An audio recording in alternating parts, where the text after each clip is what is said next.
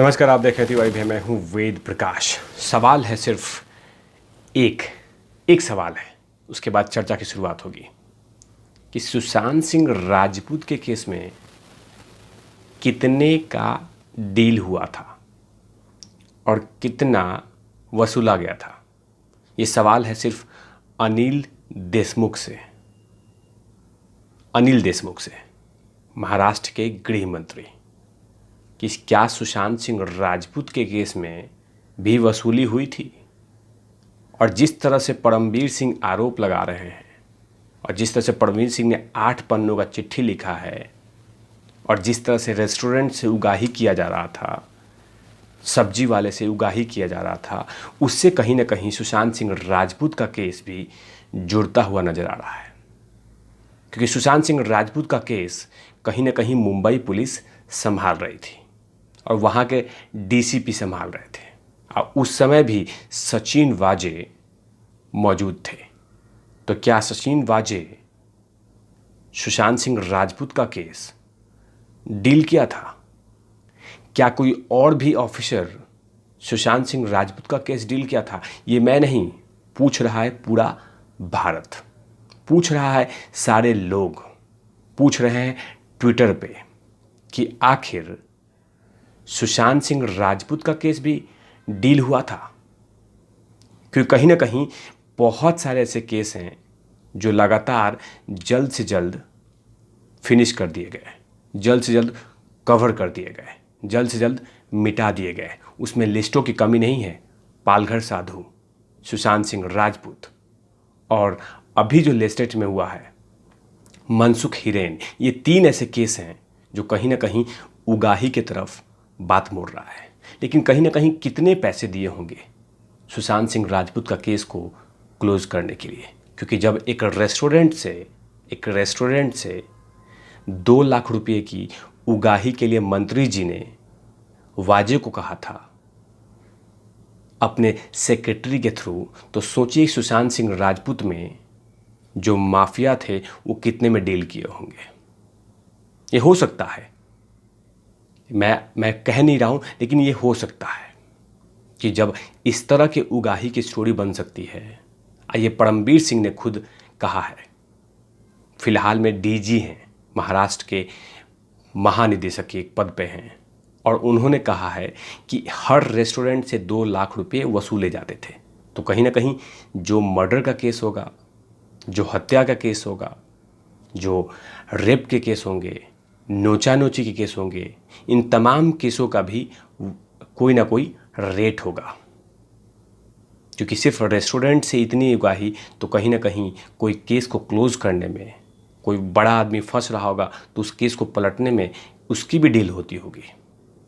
अगर डील इस तरह से होती है तो कहीं ना कहीं सवाल ये पूछ रहा है पूरा भारत। लेकिन बात करता हूँ बीजेपी के लीडर पूनम महाजन। इन्होंने लिखा है कि सोचिए कि 1 महीने में 100 करोड़ रुपया वसूला, 1 महीने में 100 करोड़ रुपया, तो साल में 1200 करोड़ रुपये, तो 5 साल में 6000 करोड़ रुपये। सोचिए एक मंत्री 5 साल में 6000 करोड़ रुपया वसूलता है, वो भी महाराष्ट्र के कॉमन मैन से। ये कैलकुलेशन पूनम महाजन जी ने दिया है। बीजेपी के कद्दावर लीडर हैं और साथ में मेंबर ऑफ पार्लियामेंट है मुंबई की। उन्होंने कैलकुलेशन किया है कि ये मंत्री, सोचिए अगर ऐसा वसूलता है तो 6000 करोड़ रुपये सिर्फ मुंबई से वसूला जाता था। यानी मुंबई का पूरी तरह से तेल निकाल कर देते थे। सोचिए ये मंत्री है कि ये हफ्ता वसूली वाला मंत्री है, कि सिर्फ इसका काम था कि मंत्री पोजीशन तो नाटक है, पैसा कमाना मेरा काम है। कि ऑफिसर से ये कहना कि इस रेस्टोरेंट से निकालना, इस रेस्टोरेंट से इतना पैसा मिलेगा। और महाराष्ट्र के गृह मंत्री, जब से परमवीर सिंह ने जिस तरह का चिट्ठी लिखा है, कहीं ना कहीं पूरे महाराष्ट्र में सनसनी फैल गया है। और कहीं ना कहीं महाराष्ट्र की जनता ये सोच रही है कि हमने गलत लोगों को, गलत नेताओं को चुन लिया है।